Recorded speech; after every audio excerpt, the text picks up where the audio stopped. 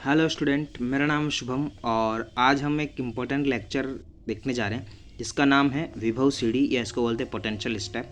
Potential step का मतलब क्या होता है? किसी एक विमीय विभव क्षेत्र में, ये वन डायमेंशनल है, एक विमीय विभव क्षेत्र में एक तरफ विभव का मान शून्य यानी एक तरफ जीरो होगा और दूसरी तरफ क्या होगा? परिमित यानी फाइनाइट होगा। तो इसको क्या बोलते हैं? Potential step. जिससे देखो एक तरफ कितना है पोटेंशियल की वैल्यू जीरो और एक तरफ कितना है पोटेंशियल की वैल्यू, एक फाइनाइट वैल्यू है, कोई भी एक वी नोट मान सकते हो, वी नोट एक पोटेंशियल की कोई वैल्यू मान सकते हो।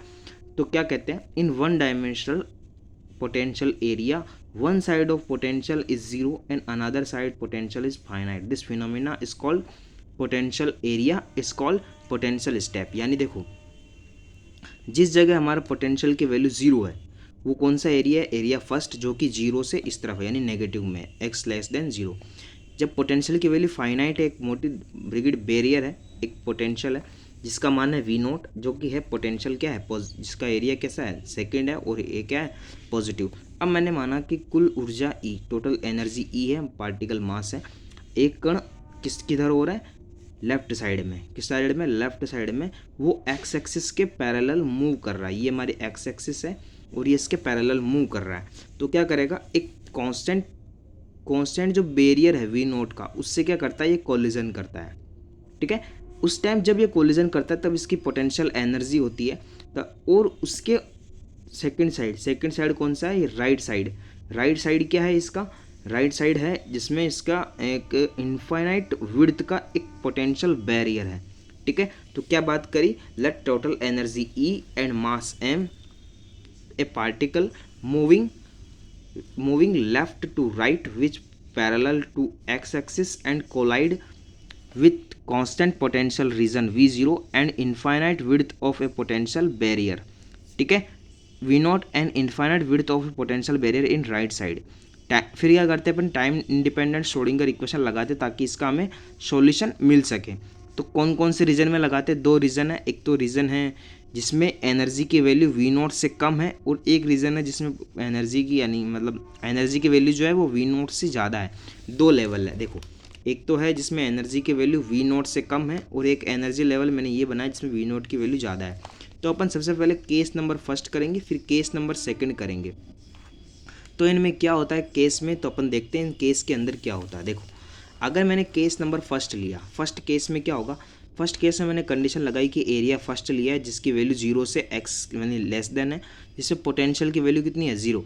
तो मैंने इस श्रोडिंगर इक्वेशन में पोटेंशियल की वैल्यू क्या कर दी? जीरो। तो ई की जगह ई, साई फर्स्ट यानी फर्स्ट रीजन की बात करेंगे, एरिया फर्स्ट करेंगे तो रीजन फर्स्ट आ जाएगा। तो minus H cut square by 2m del two psi first X over del X square equal to E psi first of X. ठीक है, मैंने क्या किया? इसको नीचे भेजा तो माइनस का हो गया, माइनस वाले को मैंने अंदर लिया तो क्या बन गया? Del two psi first over del X square plus 2me over H cut square psi first equal to zero. मैंने इसको के माना, क्या माना इसको मैंने? के स्क्वायर। तो क्या बन गया? लेट के स्क्वायर बराबर क्या माना मैंने? के स्क्वायर बराबर 2me over H cut square. ये एक लीनियर डिफरेंशियल इक्वेशन है सेकंड ऑर्डर की। तो इसको सॉल्व करेंगे तो इसका वेव फंक्शन जो साई फर्स्ट ऑफ एक्स है उसकी वैल्यू कितनी आ जाएगी? ए ई की पावर आयोटा के एक्स प्लस बी ई की पावर माइनस आयोटा के एक्स। इसको इक्वेशन नंबर 1 देनी है। हमारा एरिया फर्स्ट की बात हो चुकी है, अब किधर जा रहे हैं? हम आगे जा रहे हैं एरिया सेकंड में। एरिया सेकंड क्या है? एक तो सबसे पहले एरिया सेकंड पॉजिटिव है, दूसरी बात उस पर जो पोटेंशियल है उसकी वैल्यू जीरो नहीं होगी, क्या है? वी नॉट है। वही श्रोडिंगर इक्वेशन यूज करेंगे, वी ऑफ एक्स की जगह क्या लिखेंगे? वी नॉट रख दिया। अब क्या बच गया? इस माइनस एच कट स्क्वायर को इधर भेजा तो ये माइनस का बच गया 2me V naught E over H cut square psi second equal to zero. इसको इधर लाएंगे, साई सेकेंड कॉमन लेंगे, ये सारा प्रोसेस है। दो छोटी मोटी मैथमेटिकल टर्म है जो आप वैसे भी समझ सकते हो। क्लियर है? अब ये जो हमारा टर्म बची है इसको मैंने माना अल्फा स्क्वायर। ठीक है, लट और फिर इस लीनियर डिफरेंशियल सेकंड ऑर्डर की जो है उसको सोल्व किया तो उसका वैल्यू है साई सेकंड सी ई की power alpha x plus D E की पावर माइनस अल्फा एक्स। अब देखो हमारे पास दो वैल्यू है, इक्वेशन नंबर सेकंड है ये, एक इक्वेशन नंबर फर्स्ट है ये हमारे पास, ये रही इक्वेशन नंबर फर्स्ट। और इक्वेशन नंबर सेकंड में देखो अननोन कॉन्स्टेंट है ए, इधर बी है और इधर कितना है? सी और इधर डी। देखो दो कॉन्स्टेंट है सी और D. Now calculate A B C D to apply boundary and continuity condition. Boundary condition क्या होती है कि जो साई ऑफ एक्स है और जो डेल साई ऑफ एक्स है, यानी एक तो वेव फंक्शन और उस वेव फंक्शन का फर्स्ट डेरिवेटिव, दोनों क्या होने चाहिए, फाइनाइट होने चाहिए और कंटिन्यूस होने चाहिए, should be finite and continuous. तो इसके लिए क्या किया, अगर इस इक्वेशन में सी की वैल्यू जीरो नहीं लेते हैं तो सी की वैल्यू जीरो नहीं लेंगे तो क्या होगा, जैसे जैसे एक्स की वैल्यू बढ़ेगी, एक्स की वैल्यू जैसे जैसे इंक्रीज होगी, ई की पावर अल्फा एक्स की वैल्यू भी इंक्रीज होगी। अगर एक्स की वैल्यू मैं मान लूँ इन्फाइनाइट कर दूँ तो ई की पावर अल्फा एक्स की वैल्यू कितनी हो जाएगी, इन्फाइनाइट, जो कि वैलिड नहीं है, ये क्या इनवैलिड है। अब ये नहीं होगा तो फिर क्या लें अपन, तो हम क्या मानते हैं, सी को जीरो मानते हैं। सी को जीरो मानने से क्या होगा, हमारा जो साई सेकंड है वो ये बन जाएगा। क्लियर है। यहाँ पे दो वेव फंक्शन है, एक तो रीजन फर्स्ट के लिए, एक रीजन सेकंड के लिए। तो रीजन फर्स्ट के लिए क्या आ गया, साई फर्स्ट ऑफ एक्स ए ई की पावर आयोटा के एक्स प्लस बी ई की पावर माइनस आयोटा के एक्स, एरिया फर्स्ट के लिए, जिसमें वो क्या है, एरिया नेगेटिव की तरफ है। साइज सेकंड एक्स क्या है, डी ई की पावर माइनस अल्फा एक्स, जिसमें एरिया क्या है, सेकंड है। ठीक है। अब क्या करेंगे अपन, बाउंड्री कंडीशंस लगाएंगे, जिससे क्या मिलेगा मुझे, ए बी और डी की वैल्यू मिलेगी। ठीक है। देखो अब मैंने बताया था कि अपन बाउंड्री कंडीशन लगाते हैं, psi first X equal to zero, psi second X equal to zero. और एक तो ये हो गया, और क्या कंडीशन लगाई मैंने, फर्स्ट डेरिवेटिव, पहला डेरिवेटिव करना है फिर लिमिट लगानी है, इक्वल टू साइज सेकंड का डेरिवेटिव करना है एक्स के रेस्पेक्ट में, फिर लिमिट लगानी है। तो क्या आ गया, इक्वेशन नंबर 4, इक्वेशन नंबर 5, ये दोनों इक्वेशन आ गए। मैंने क्या किया, आयोटा के को नीचे भेज दिया तो ए माइनस बी बच गया, तो A minus B equal to iota, ये आयोटा नीचे था, इसको मैंने ऊपर भेज दिया तो माइनस क्या हो गया, प्लस, तो क्या बच गया, आयोटा अल्फा अपॉन के डी। इक्वेशन नंबर 4 दिख रही है तुम्हें, इक्वेशन नंबर 6 दिख रही है। अपन को दो बातें करनी है, तो 4 + 6 करनी है, जिससे हमारा कितना आ जाएगा, डी आ जाएगा। और क्या करना है, 4 - 6, जिससे क्या आ जाएगा हमारा, बी आ जाएगा। देखो कैसे निकालते हैं, इनका आंसर कैसे निकालते हैं। इक्वेशन 4 + 6 करेंगे तो 2a बराबर D plus iota alpha upon के डी, डी मैंने कॉमन लिया तो अंदर क्या बच गया, 1 + आयोटा अल्फा अपॉन के। फिर मैंने क्या किया, इसका एलसीएम ले लिया तो k + आयोटा अल्फा अपॉन के 2a। हमको क्या चाहिए, डी चाहिए, तो मैंने डी बराबर निकाला 2k upon k + iota alpha और ब्रैकेट लगा के a ले लिया। अब क्या करेंगे, इक्वेशन नंबर 7 दे दी। अब क्या कर रहे हैं, अब हम इक्वेशन 4 इक्वेशन 6 में माइनस कर रहे हैं, तो जिससे क्या बन जाएगा, बच जाएगा 2b। देख लो, ये दोनों को जोड़ेंगे तो 2a बच जाएगा, जब दोनों को घटाएंगे तो क्या बच जाएगा, माइनस माइनस, ये माइनस ऑफ माइनस b हो जाएगा, तो क्या हो जाएगा, प्लस का b। दोनों को घटा दिया, देखो इक्वेशन 4 माइनस इक्वेशन 6, तो क्या बच गया, 2b D minus iota alpha upon के डी। तो 2b बराबर कितना हो गया, D 1 minus iota alpha upon के। क्लियर है। के को एलसीएम लिया, सेम टू सेम प्रोसेस करना है, के माइनस आयोटा अल्फा अपॉन के, ये डी आ गया। अब देखो डी हमने कैलकुलेट कर रखा है, ये रहा, ये डी की वैल्यू कहाँ रखनी है, यहाँ पे लाके रखनी। तो यहाँ पे मैंने रखी, जो कैंसिल हो रहा था उसको काट दिया, के से के कट गया, तो यहाँ पे क्या बच गया, 2 से 2 भी कट गया, तो बी बराबर के माइनस आयोटा अल्फा प्लस के प्लस आयोटा अल्फा। हमारे पास क्या क्या आ गया, डी आ गया और बी आ गया। अब हमें जो इक्वेशन थी हमारी, इक्वेशन नंबर 1 और इक्वेशन नंबर 3, वहाँ पे मैंने क्या कर दिया, ए बी, एक तो ए बी आ रहा था, साथ में एक डी अलग आ रहा था, साई फर्स्ट में और ये साई सेकंड में आ रहा था। तो मैंने क्या क्या वैल्यू निकाली, बी की वैल्यू निकाली, डी की वैल्यू निकाली इन टर्म्स ऑफ ए।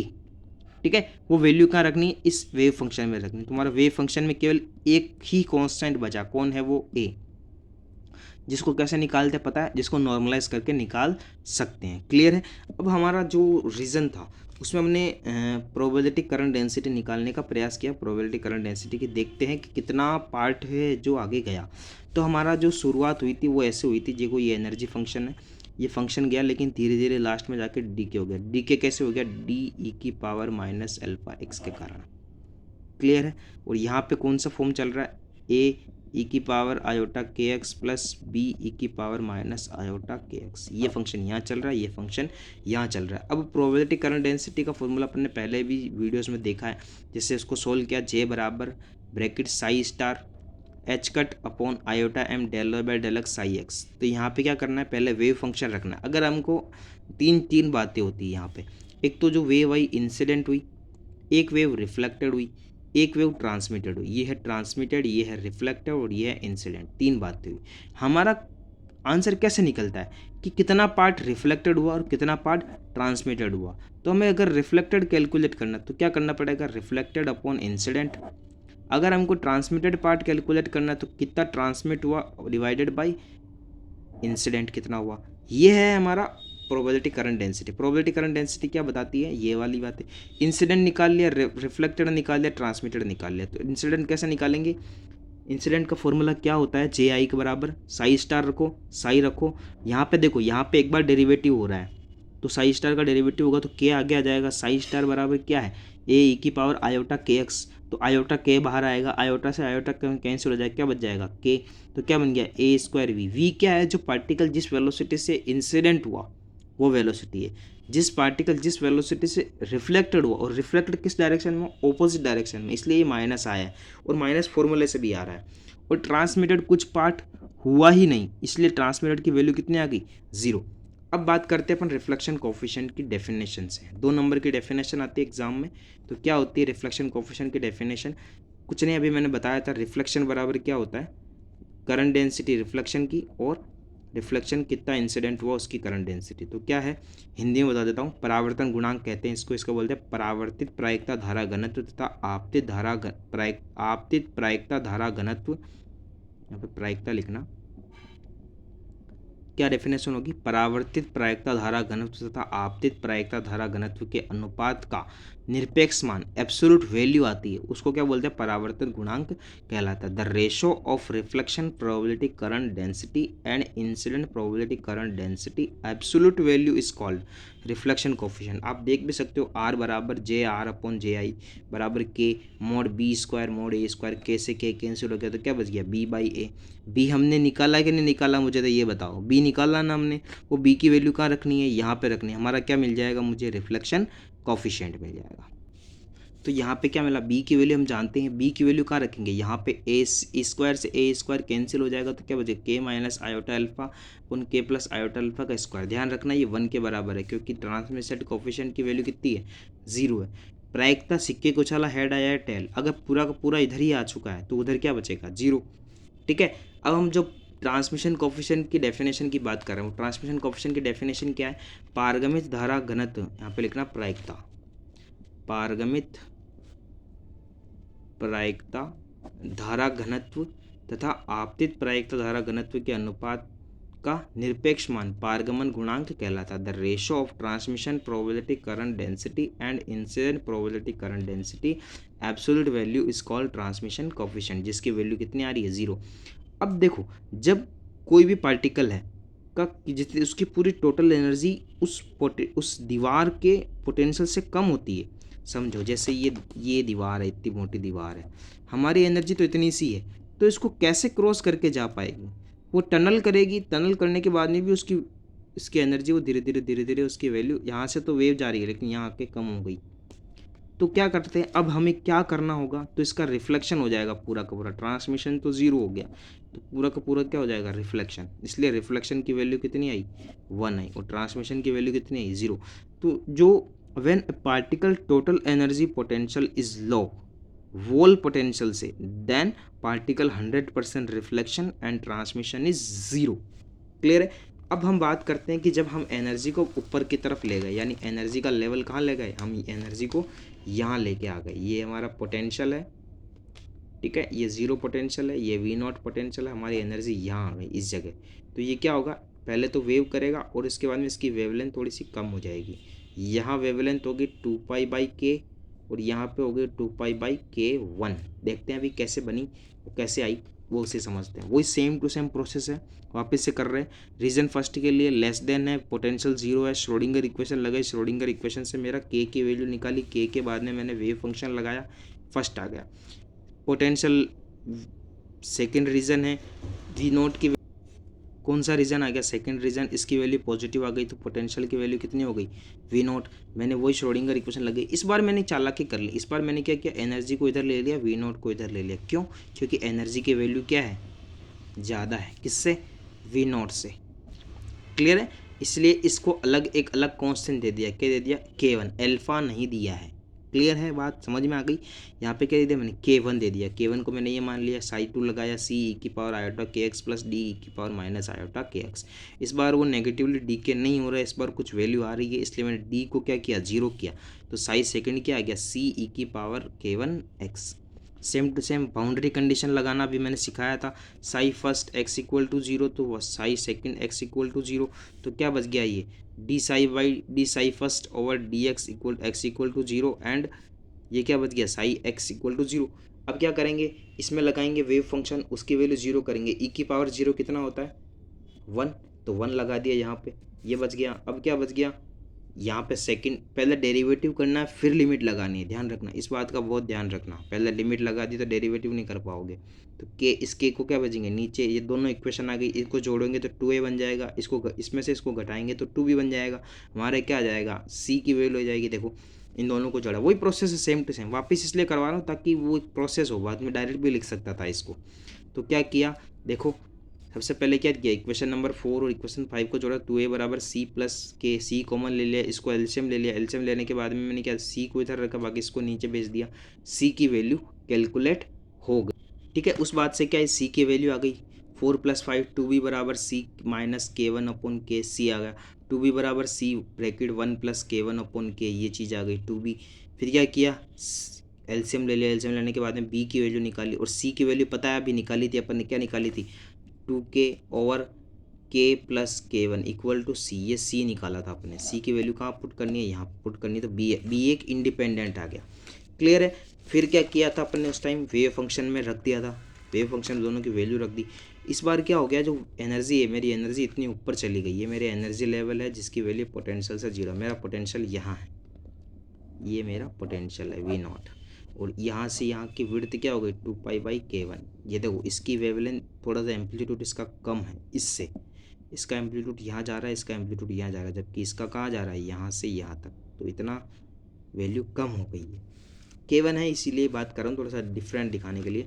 वही प्रोबेबिलिटी करंट डेंसिटी निकालनी, साई स्टार एच का iota m del psi by del. अब साई अलग है तो साई को किया तो a स्क्वायर आ गया, b स्क्वायर आ गया, c स्क्वायर आ गया।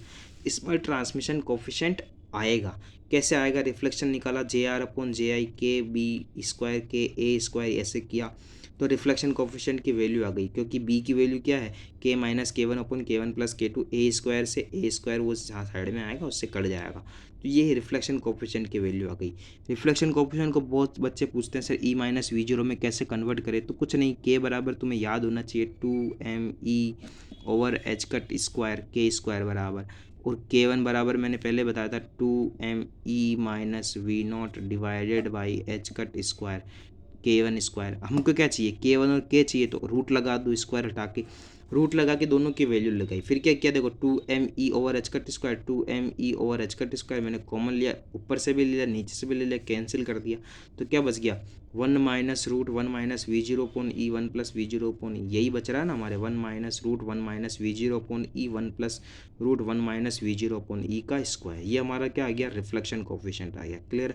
सेम टू सेम प्रोसेस से अपन को ट्रांसमिशन कोफिशिएंट भी निकालना है, तो ट्रांसमिशन कोफिशिएंट JT/JI, यानी इसको बोलते हैं ट्रांसमिशन प्रोबेबिलिटी करंट डेंसिटी, इसको बोलते हैं इंसिडेंट प्रोबेबिलिटी करंट डेंसिटी। इनकी वैल्यू करने के बाद देखो V1 से V नहीं कट रहा है, तो क्या किया मैंने c स्क्वायर की वैल्यू रखी, c स्क्वायर की वैल्यू रख दी, a स्क्वायर की वैल्यू रख दी, तो क्या गई ये वाली वैल्यू आ गई k1/k, ये आ गया ना k/k1 + k2 का होल स्क्वायर, और इधर क्या बच गया ये स्क्वायर की टर्म में। अब देखो यहाँ पे k से एक k कैंसिल हो गया, एक k बच गया, तो क्या बच गया 4k नीचे क्या बच गया k + k1 का स्क्वायर, तो ये आ गया हमारा ट्रांसमिशन कोफिशिएंट।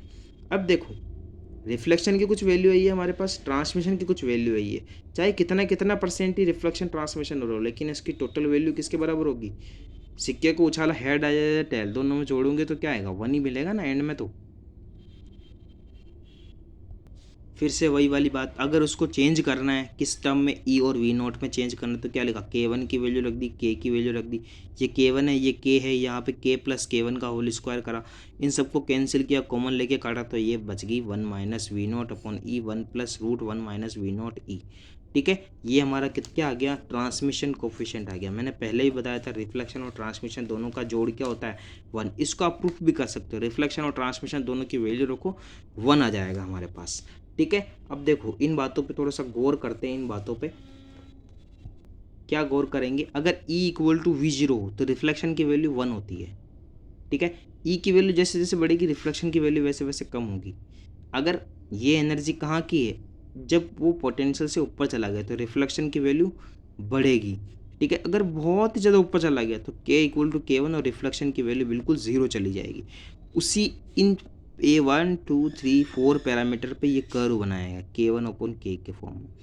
इसी को E/V0 में देखा जाए तो ये ऐसा बनेगा, जिसकी वैल्यू क्या आएगी, 1 आएगी, इस पर प्रोबेबिलिटी 1 होगी। अब सेकंड है कि अगर E की वैल्यू बहुत ज़्यादा हो जाए तो K1 = K, ट्रांसमिशन की वैल्यू 1 हो जाएगी। अगर जहाँ रिफ्लेक्शन की वैल्यू 1 है वहाँ ट्रांसमिशन की वैल्यू क्या है, 0। तो ये कर्व ऐसे बन गया K/K1 ट्रांसमिशन के अकॉर्डिंग। तो ये था जो हमने सीखा था, ये है पोटेंशियल स्टेप। अब हम एक नेक्स्ट टॉपिक, यही ख़त्म हो गया, लेकिन एक नेक्स्ट चीज़ बता रहा हूँ मैं तुम्हें। ये है हमारा, ऐसे ये बनता है हमारा स्टेप V0। लेकिन अगर ये स्टेप ऐसे बन जाए, दीवार जो है वो छोटी सी हो जाए, यानी 0 से A भी है, एक कंडीशन तो ये है, एक कंडीशन है -A/2 से A/2, यानी इसके बीच में 0 है कहीं, इसको बोलते हैं अपन बैरियर। इसमें भी दो कंडीशन है, एनर्जी की वैल्यू नीचे है और एक एनर्जी की वैल्यू ऊपर है।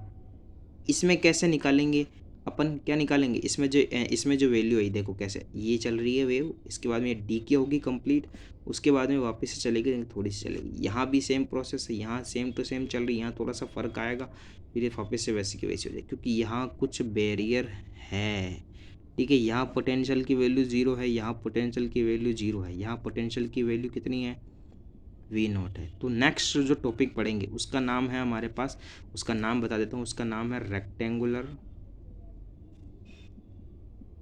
Potential barrier. क्लियर है, बताओ। उसका नाम है रेक्टेंगुलर पोटेंशियल बैरियर। इसमें अपन सारी बातें करेंगे, उसके बाद में अपन पढ़ेंगे पोटेंशियल वेल। तो कंटिन्यूसली 3 दिन जुड़े रहें, ये तीनों टॉपिक्स बहुत इंपॉर्टेंट है, और ये है क्वांटम मैकेनिक्स के अंदर। किसके अंदर है, क्वांटम मैकेनिक्स के अंदर। ओके, धन्यवाद, आज के लिए इतना ही, बाकी अपन देखेंगे नेक्स्ट क्लास में। ओके बाय, धन्यवाद।